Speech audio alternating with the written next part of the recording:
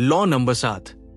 कल्पना कीजिए, एक मैदान है, उसमें हजारों लोग मेहनत कर रहे हैं, पसीना बहा रहे हैं, अपने सपनों को पाने के लिए दिन रात एक कर रहे हैं।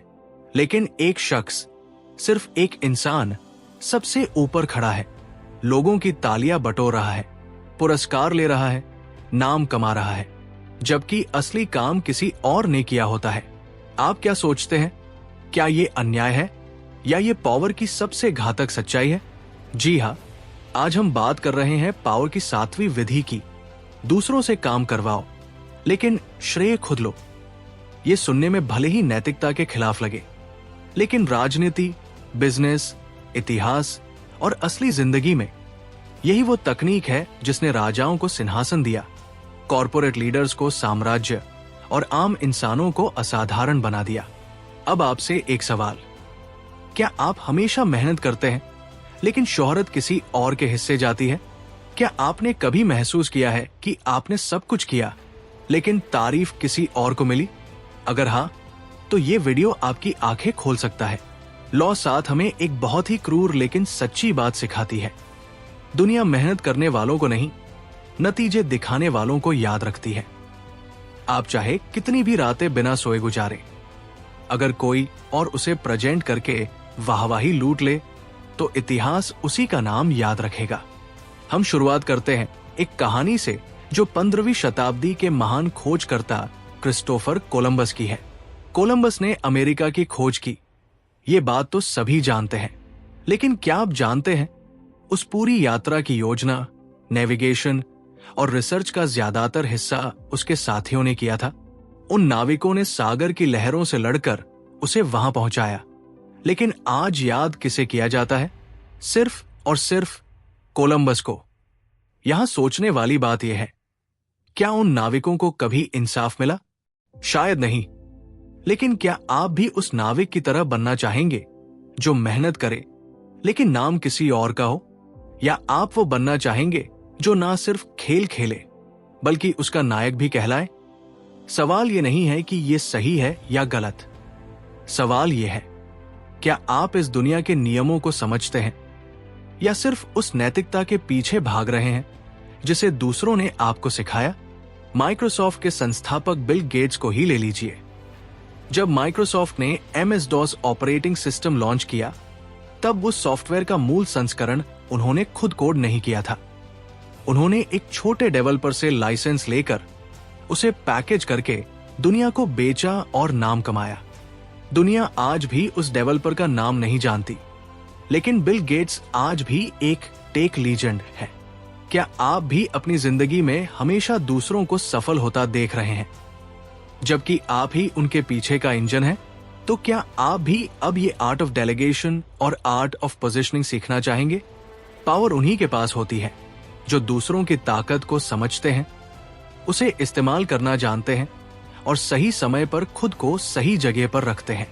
दुनिया में हर बड़ा साम्राज्य एक अकेले आदमी ने नहीं बनाया, लेकिन वो शख्स जिसने दूसरों को सही दिशा में लगाया वही बादशाह कहलाया। एक ऐसी कहानी जो आपकी सोच बदल देगी। एक बार की बात है, 2 दोस्त थे, अमित और राकेश। अमित एक जबरदस्त इन्वेंटर था। उसके पास हर चीज का आइडिया होता, लेकिन वो शर्मीला था, प्रेजेंटेशन करना नहीं आता था। राकेश स्मार्ट था, सोशल था और सबके बीच खुद को बेचना जानता था। हर बार अमित कुछ नया बनाता, राकेश उसे मार्केट में ले जाता और खुद का नाम जोड़कर प्रोजेक्ट को बेच देता। कुछ सालों बाद राकेश एक करोड़पति बना और अमित अब भी एक छोटे से कमरे में अपने आइडिया पर काम कर रहा था। अब आप बताइए, इस कहानी में गलती किसकी थी? राकेश की? नहीं, अमित की, क्योंकि उसे लॉ 7 नहीं आती थी। अब यहां एक और सवाल खड़ा होता है, क्या दूसरों से काम लेना एक धोखा है? नहीं, अगर आप इसे सही तरीके से करते हैं। दुनिया के सबसे सफल लोग टीम के साथ काम करते हैं, लेकिन वो टीम की ऊर्जा को एक दिशा में लगाना जानते हैं। और वही फर्क है एक आम इंसान और एक पावरफुल इंसान में। हम अब बात करते हैं चाणक्य की, उस महान राजनीतिज्ञ की जिसने चंद्रगुप्त मौर्य को राजा बनाया। लेकिन सोचिए, खुद चाणक्य कभी राजा नहीं बने, फिर भी उन्होंने पूरे भारत का भाग्य बदल दिया। उन्होंने क्या किया? चंद्रगुप्त के जरिए अपना विजन पूरा करवाया। उन्होंने सैनिक नहीं चलाए, तलवार नहीं उठाई, लेकिन इतिहास ने उन्हें कौटिल्य नाम से अमर कर दिया। चाणक्य ने दूसरों से काम करवाया, लेकिन असली श्रेय उस युग का चाणक्य को ही मिला। यही है लॉ 7 की असली शक्ति। अब यहां पर आपको खुद से एक गहरा सवाल पूछना है, क्या मैं ऐसा सिस्टम बना रहा हूं जहां काम भले ही टीम करे, लेकिन उसका इंपैक्ट मेरा ब्रांड बनाए? क्योंकि अगर आप खुद सब कुछ करने में लगेंगे तो आप ज्यादा दूर नहीं जा पाएंगे। हर महान इंसान ने एक वक्त के बाद खुद को विजनरी की भूमिका में रखा और एग्जीक्यूशन दूसरों से करवाया। अगर आप एक स्टार्टअप चला रहे हैं या किसी कंपनी में हैं, तो लॉ 7 का असली मतलब है, ऐसे लोगों को पहचानो जिनके पास स्किल है, उन्हें ऑनरशिप दो और खुद ऐसा फ्रेम तैयार करो जहां सक्सेस की स्टोरी आपके नाम से जुड़ जाए। एग्जाम्पल ले एलोन मस्क का। क्या वो सारी टेस्ला की टेक्नोलॉजी खुद बनाते हैं? नहीं, लेकिन लोग कहते हैं टेस्ला एलोन मस्क। क्यों? क्योंकि उन्होंने खुद को ब्रांड बना लिया है। अब एक कहानी जो आपको झकझोर देगी। एक लेखक था, नाम था रवि। उसने एक बेहतरीन उपन्यास लिखा, लेकिन पब्लिशिंग हाउस ने उसे रिजेक्ट कर दिया। फिर आया एक मार्केटिंग एक्सपर्ट, नाम था विवेक, जिसने उसी किताब को नए नाम और पैकेजिंग के साथ लॉन्च किया। किताब बेस्ट सेलर बन गई, लेकिन दुनिया ने लेखक का नाम नहीं, मार्केटर का नाम याद रखा। आप ही सोचिए, अगर आप दुनिया को नहीं बताते कि आपने क्या किया, अगर आप खुद को सही समय पर सही जगह पर नहीं रखते, तो क्या फायदा ऐसी मेहनत का? लॉ नंबर 7 हमें बताता है कि पावर सिर्फ काम करने में नहीं है, बल्कि काम को रणनीति से दिखाने में है। ये लॉ उन लोगों के लिए चेतावनी भी है जो हर वक्त खुद काम में लगे रहते हैं, लेकिन स्ट्रैटेजिक पोजीशनिंग भूल जाते हैं। 1, अपने आसपास टैलेंटेड लोग रखें, उन्हें एम्पावर करें।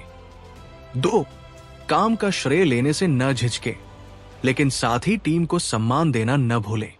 3, पब्लिक इमेज बनाएं, सोशल मीडिया, मीटिंग्स और पब्लिक अपीयरेंस का इस्तेमाल करें। 4, डॉक्यूमेंटेशन और विजिबिलिटी, हर काम को इस तरह फ्रेम करें कि उसका ऑनरशिप आपके साथ जुड़ जाए। 5, डेलीगेशन सीखें, हर चीज खुद मत करो, जो दूसरों से हो सकता है वो दूसरों से कराओ। मान लीजिए आप एक यूट्यूबर हैं, लेकिन वीडियो एडिटिंग, स्क्रिप्टिंग, थंबनेल सब खुद कर रहे हैं। क्या आप रोज 18 घंटे काम कर पाओगे? नहीं, लेकिन अगर आप एक टीम बनाओ, एडिटर रखो, स्क्रिप्ट राइटर रखो और खुद सिर्फ अपने चेहरे और आवाज से चैनल को चलाओ, तो पहचान सिर्फ आपकी होगी। यही है लॉ 7 की असली ताकत। अब बात आती है, क्या ये लॉ दूसरों का इस्तेमाल करना सिखाता है? देखिए, फर्क है उपयोग और शोषण में। ये लॉ ये नहीं कहता कि दूसरों को धोखा दो, बल्कि ये कहता है कि दूसरों की शक्ति को संगठित करके एक विजन में बदलो। अगर आप अपनी पूरी जिंदगी सिर्फ मेहनत में ही गुजार दोगे, तो शायद आपका नाम मेहनतकशों की लिस्ट में होगा।